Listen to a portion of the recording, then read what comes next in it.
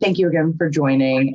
We have several panelists with us today, as you all may have seen from the event description. We have Elisa Yip from Sskein, Nazia Siddiqui from Transcend. Hi, Nazia. And Klein from Akala. It's really a pleasure to have you all here today for what I hope is going to be an interesting conversation about wardrobe, our relationships with wardrobe, how the wardrobe, clothing and fashion industry is changing, what we might like to see in the future, and more. So let's go ahead and get started.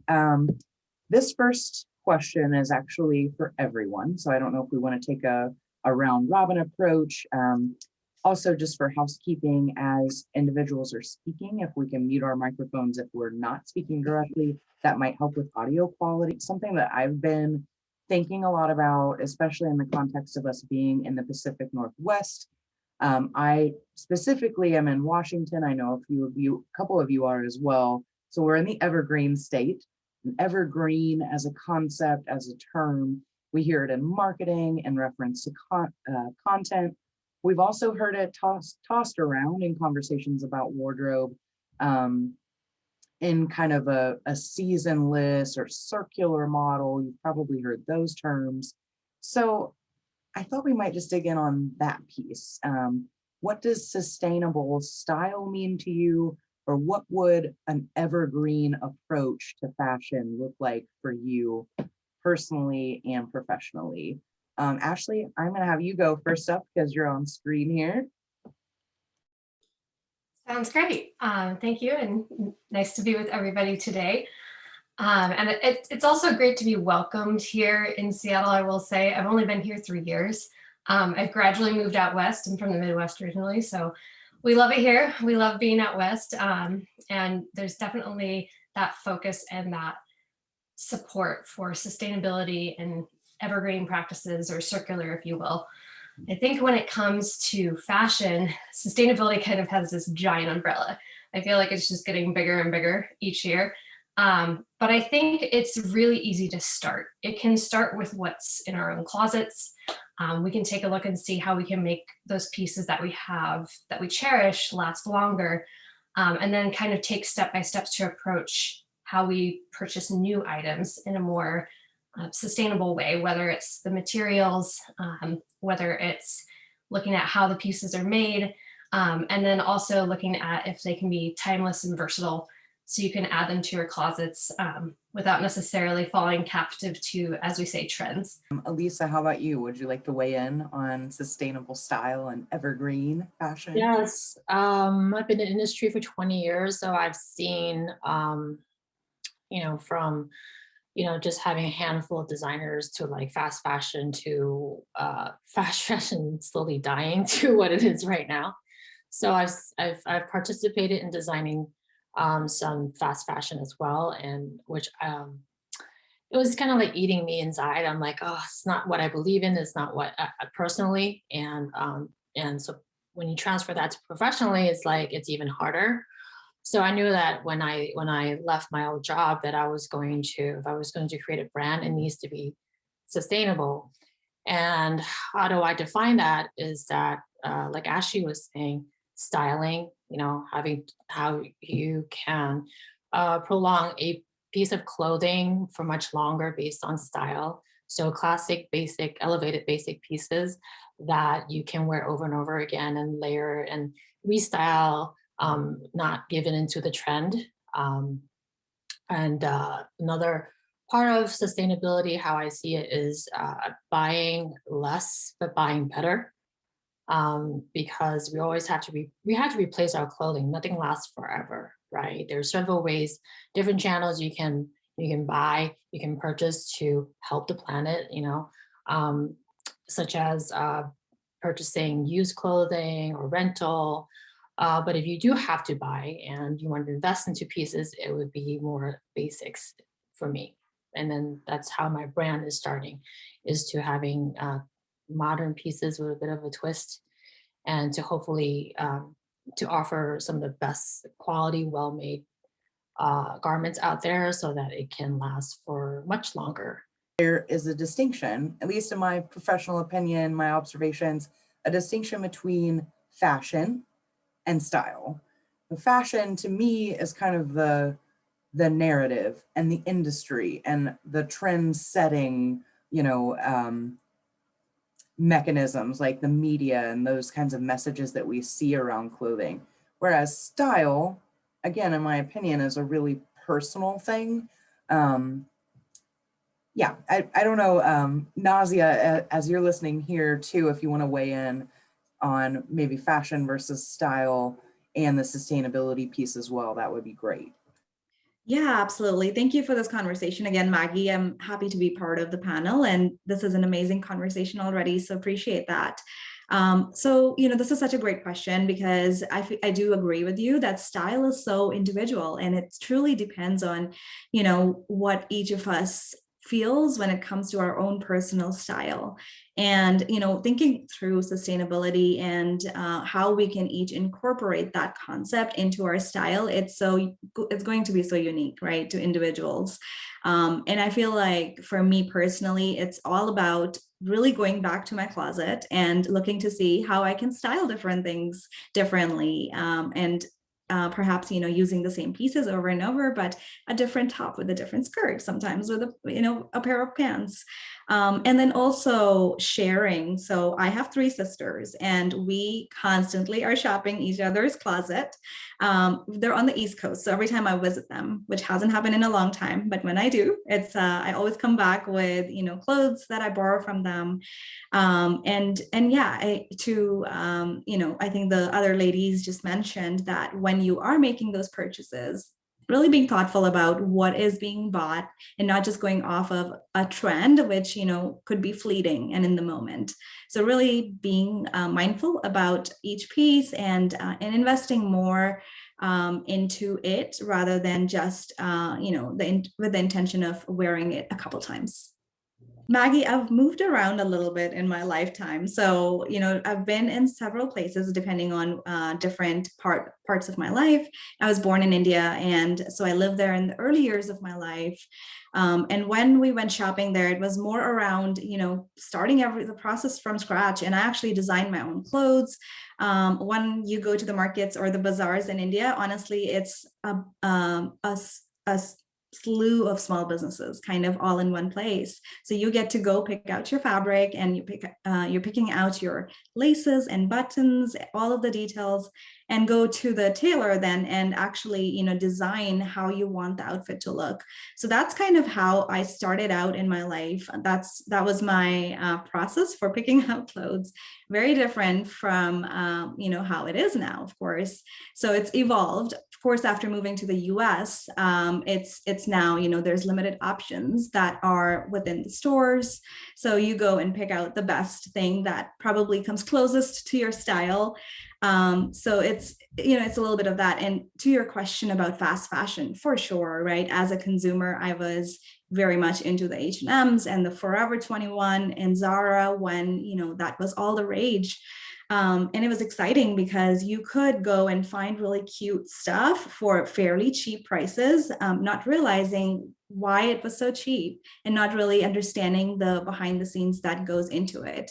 But I feel like, as a lot of us are learning more about just the pitfalls of fast fashion and what the impact truly is to the entire supply chain as well as the planet, the best thing we can do is make informed decisions and really modify that style and our way of purchasing as consumers. So I think, launching Transcend was kind of part of that awakening, if you will. And because I didn't want to be part of the problem, this is now about really putting forth unique key pieces, bringing that global aesthetic to the US, and also doing it in a way that the supply chain feels supported and the planet doesn't feel burdened. Thank you so much for sharing. And we will dive more deeply into kind of the ethical and social implications a little later on in the panel, namely fast fashion and the impact that it has on the globe. So stay tuned for that. Okay, this is a tough one. And again, it's for everyone on the panel. Elisa, I'm going to ask you to jump in and answer, what are some of your biggest frustrations with the retail fashion industry. So any observations that you've made, anything that might have inspired you to start your business and do something a little bit different than the traditional retail model? Yes, so many things are wrong with the industry. Being in it for 20 years, I've seen it pre e-commerce till now, so I know how the whole cycle works. So first of all, the calendar is off, because the calendar, what's really funny is like they expect everything before the season hits, right? So for instance, like pre-fall is in July, August. It's not warm yet. It's still high summer, but then you have to have like all these warm clothes at the store. And then when it does hit actual fall, everything gets marked down. So the buy now, wear now aspect is not there. So it makes it hard for a designer to design into and hopes to make any profit, because once you sell your wholesale to retailers and the retailers are asking for chargebacks, and it just doesn't work very well. It's really hard, especially if you're focusing only just on wholesale, right? So and then which another problem I see is the initial investment in starting your own business into putting into inventory. Now, in the traditional way to start your company is the designer has to put in all their costs up front, right? You don't know how many pieces to make. You never had a business to look at from previous years, right? You're putting into making a production, hoping someone would buy it. Especially a retail store. So so I switch both of the things when I started my own business, because those first two problems I see happening, and I can't adopt those practices because it just doesn't work for me. It's a little bit of like training the customer how to shop again, to appreciate things, to really think about what they're actually buying and who is it for and what's the purpose and intention. So it's the complete opposite of what I've been trained the last many years that I've been in the industry. So it's very different. And thank you for calling that out. For those that do not know, Akala is produced in Los Angeles, and that was done intentionally, kind of going back to the problems with traditional retail, which there are too many to count. But I think part of it is also lack of accountability when it comes to both social and environmental impact. So it was really important to me to work with a factory that supports the ethical treatment of workers and guarantees fair wages, which I'll get into in a little bit.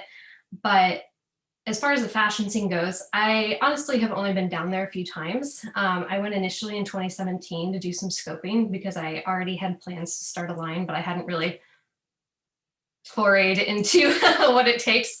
Kind of like going from a traditional corporation role to just having your own business. So I did some scoping in 2017.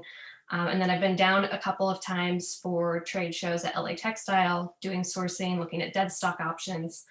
For those that do not know, dead stock is basically material that is excess from other designers that without being wasted, it goes to a different retailer which you're able to shop from.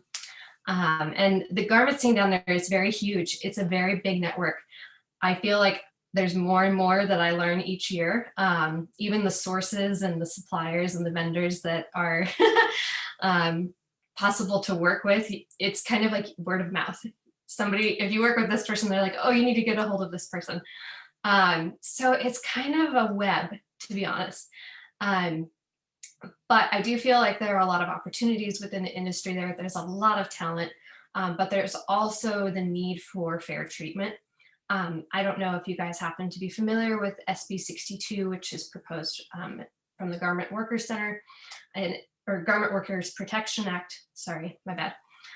But this is essentially an initiative that's being put forward to guarantee fair treatment and wages for our employees. It was really important for us to work with a manufacturer that supports this and who we've worked with a couple throughout the process.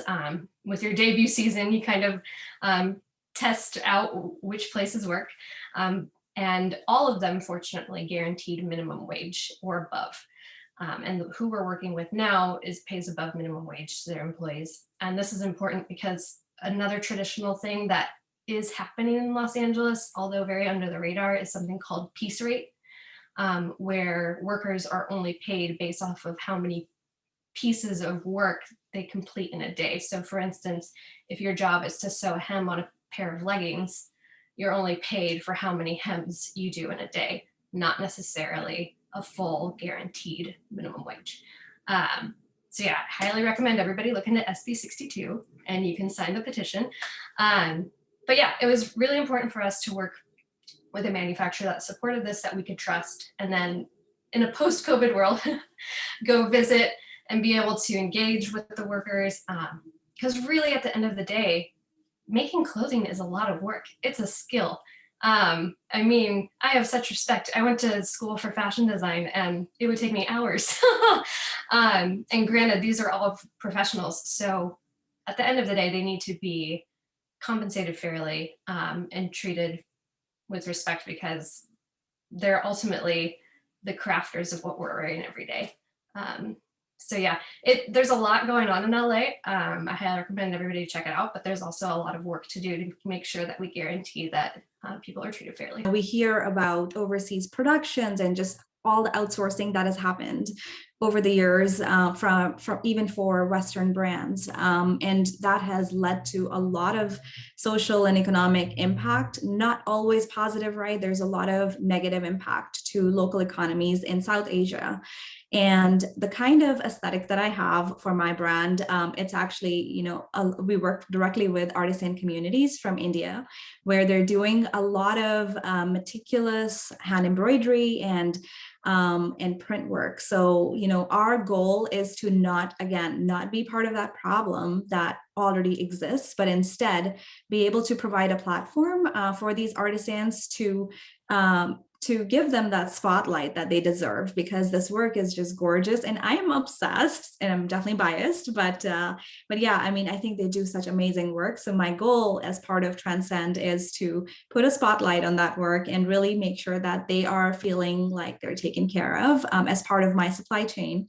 And our goal, one of our principles that Transcend is deeply rooted in, is fair wages. So we are constantly researching and talking to different people on both sides of the spectrum to understand what is fair wage, not because it's not going to be the same as what it is in the Western world, but also if you look at and research what minimum wage is in those countries, it's mind-boggling. I mean, it's literally, I want to say it was like $2 some cents a day. And I can't be part of that, personally, knowing that, I don't think that is the same as a livable wage, even in those economies. So it's a lot of learning for me, because I'm interviewing different people. In fact, talking to somebody soon who used to be an artisan and has moved over to America recently. So she's doing a lot of activism and just a lot of initiatives to educate people on all of the pitfalls related to overseas production. So yeah, that's a little bit of what we're doing. We just have to be more mindful when we create product to educate the consumer about what materials you're using and why. Like anything for what we use in Sskein, we try to be 100% natural where we can. And majority, what we're using is alpaca. And alpaca is the most sustainable luxury fiber right now, because the way where it's produced and where the animal lives and how it's sourced. So, but no one knows what alpaca is or ever felt it in the US, right? So you have to educate the consumer. People think alpaca is itchy and they're like, sustainable honestly is just like a nice to have, right? You can't buy something if it doesn't have style, right? You can't buy something You look at it, if it's ugly, you're not going to buy it. Who cares if it's sustainable, right? So first of all, you have to have, a cute product to attract the customer. And then if it's sustainable, even better, right? So everything I'm using right now already exists. I'm just pointing it out, right? And I feel going forward, anyone that makes anything, produce any type of physical product, they need to have that sustainability in mind. It should be inherent because of the global impact we're having today and the situation, especially COVID. It's already highlighting all the things that we need to look after if we want a healthy life for us and our children after, right? So, so for instance, knitwear. Now, when I say knitwear, I mean sweaters, right? Because knitwear can be cut and sew, right? Which is what Ashley's doing, right? So the difference is that sweater is you take a piece of yarn and you knit it into a full fashion garment. So it comes out the machine, all knitted in a panel. So there's no cutting involved, right? So the sleeve is a different panel, and then the front and the back and so forth. So there's low wastage because you're not cutting the scraps off. The scrap goes to landfill or get reused or something. Okay, so knitwear, there's sweaters, there's less wastage in terms of extra scrap material. So that's one thing. Second thing is, yes, we're using much more sustainable fiber. Like if you're 100% of that natural fiber, it is biodegradable. If you have anything else in there like polyester or whatnot, it is not biodegradable. So there's so many things that I can get into, and I can go on a rabbit hole, but I'm just saying those are two things that I highlight, is that about knitwear and about the fibers we use. I've touched upon cotton before, organic cotton in the past, and this is before a whole sustainability thing blew up. And organic cotton, although I'm not an expert, but I've done research in the past when we try to use it, is that as long as the fiber is produced organically, it's considered organic cotton. But after the fiber is picked off the plant, what happens to it? Is it processed organically? Is it spun, or is the factory using any of that sustainability methods? Like those are things are not tracked, and I'm not sure if it is more so today. So those are things that are good things to look into, and how is it traceable? You know what I mean? And I'm not sure we actually have laws for that yet, or certifications, but for sure, if it's a fiber that's organic, it's considered organic cotton. So we just have to be mindful and be careful when we shop, just even educate ourselves when we buy things into I've heard about greenwashing and how a lot of companies, they'll just say we're organic or we're sustainable, but are you? You know what I mean?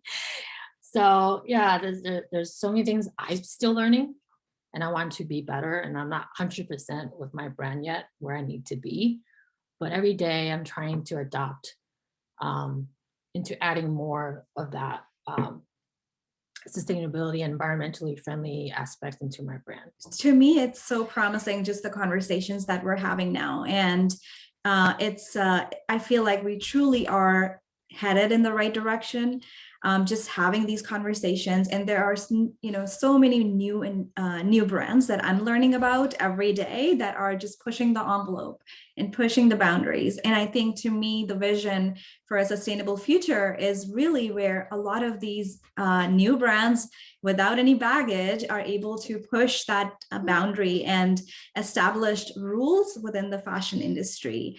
Elisa was saying earlier about just the seasonality and the, it can feel like a hamster wheel sometimes for a brand to launch and then be having to, plan for multiple collections within each year.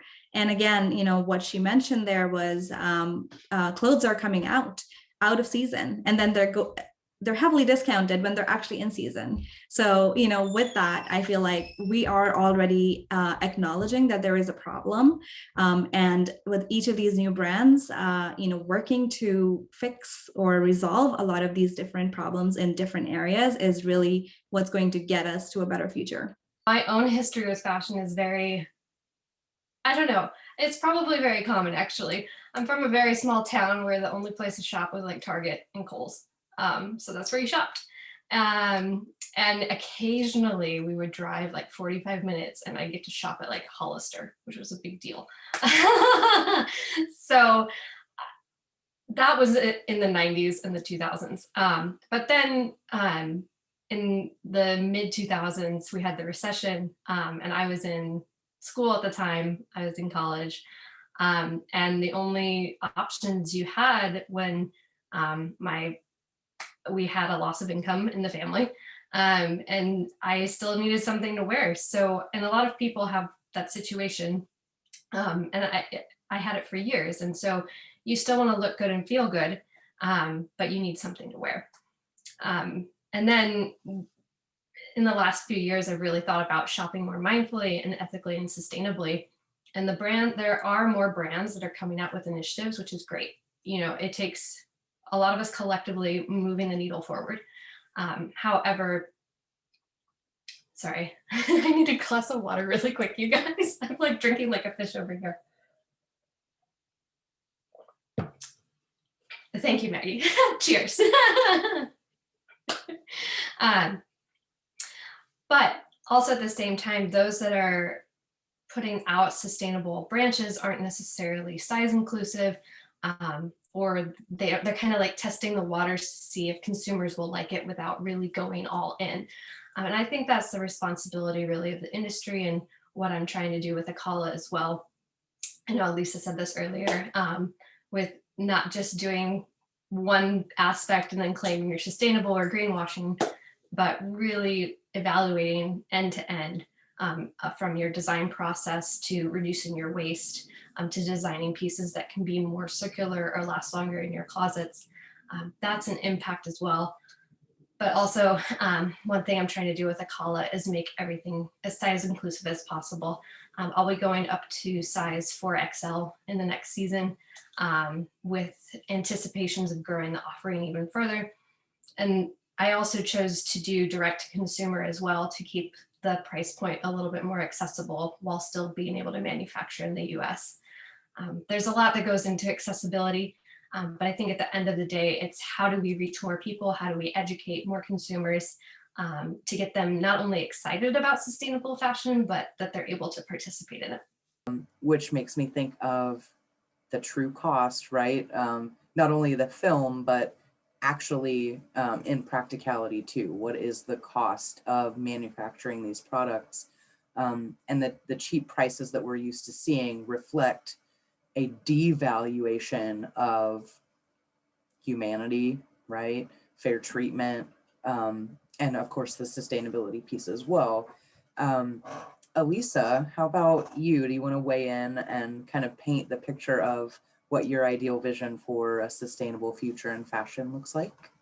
That we don't have to point it out anymore, that we're a sustainable company, that it should be, everyone should follow all these rules and checklists. And I'm like, you know, I mean, a lot of people use sustainability and just put a label on it for their brand is to have it as a marketing ploy and get consumers to like buy into it. Like, that's great if it works for you, but I think the consumer needs to know, we need to be transparent with them. And I could also do a better job doing that too. But most importantly, yes, I hope I don't have to keep putting that as part of my first sentence of the description of my brand, you know what I mean? And just like, you assume it should be sustainable. So that's one thing. And yes, we are heading into that right direction. And that, you know, I've seen, I go to these yarn shows every year. In Italy is a trend yarn show, right? And they're ahead of the curve. And I've already seen recycle this, eco-friendly that 8 years ago, 10 years ago. So it's been in my mind, and it's funny how like people are afraid to step outside and be different and be the leader and just follow. And I've sent this message to my previous job that we need to get ahead of this, and it was never taken seriously. So, which is a miss. because there's so much opportunity to be better, and not just about making $1, you know what I mean? And it's great we can do both, right? To fulfill people's closet with beautiful things and be sustainable. I do have to make a comment about, you were saying, does it have to be expensive? Yes and no. Like, if you're a small brand, and you're starting out, and you're only making 20 pieces, 30 pieces at most, you're gonna get an upcharge, right?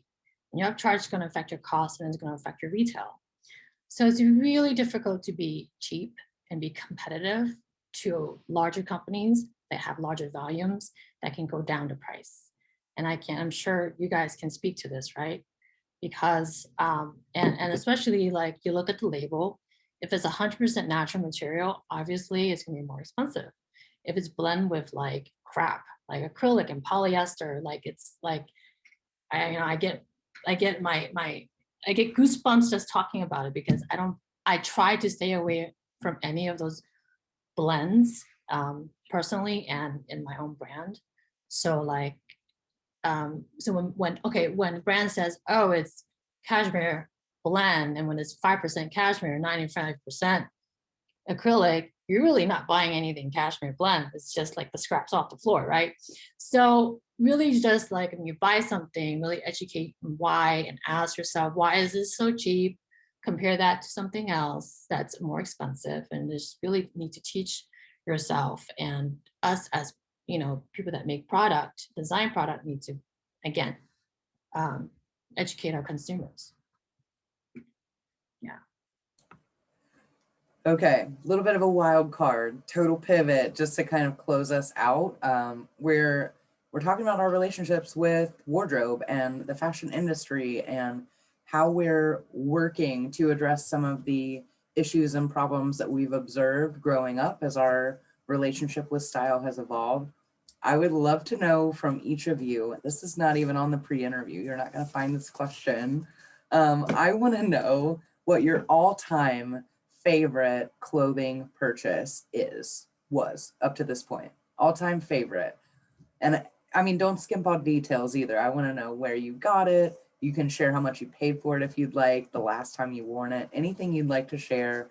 And looks like Ashley's still thinking. Maybe Nazia knows. I think Elisa's still thinking. Nazia, you want to tell me? Sure. Yeah, absolutely. I can go ahead. So I would say during the pandemic, I know where to go with that dress, but I did buy a really special piece of dress. It's from a brand called Agua Bendita, and it's from Colombia. And they're actually, it's pretty incredible, because that's validation to me that, there are consumers out there that are interested in this style of work. But essentially, this brand is, like I said, based out of Colombia, and they work directly also with Colombian artisans to do this beautiful embroidery work, which, if you look at the dress, it's just incredible. You cannot believe it's done by hand. And they use all sustainable fabrics. So I think linen is one of the fabrics that they heavily use, which, you wouldn't think that a dress would look good in a true linen fabric, but it's just so beautiful. And most of their dresses are very pretty colors. This specific one is all white, I want to say, like a cream white with beautiful green embroidery all over, and it's got these tiers. It's a mini dress, and it's got these tiers at the bottom. So I absolutely love it. Again, nowhere to go. I don't know where I'm gonna wear that to first, but I've just been, enjoying it at home. So that's my purchase. Love it. Please share photos the next time you wear it, and wear it anytime. Like the pandemic has taught me that, right? Has really solidified my relationship with style. Like, if you don't dress up for yourself and enjoy what you're wearing for you, like, what's the point? So wear the dress. And it makes such a difference, right? The couple days that I decide to get dressed, including today, like I'm dressed right now. And, it makes a difference in how my day goes, and just, I'm just a little bit happier. So that's, I'm all for that. Absolutely. Thank you, Nazia, so much for sharing. Ashley, are you ready to share your your favorite purchase of all time? Sure, this is hard because style changes over time, you know, a little bit. And now I'm pregnant right now, so nothing really fits. My most favorite recent purchase has been this pair of girlfriend maternity leggings. Highly recommend. And they're made out of recycled material, and they're local Seattle, so win-win-win.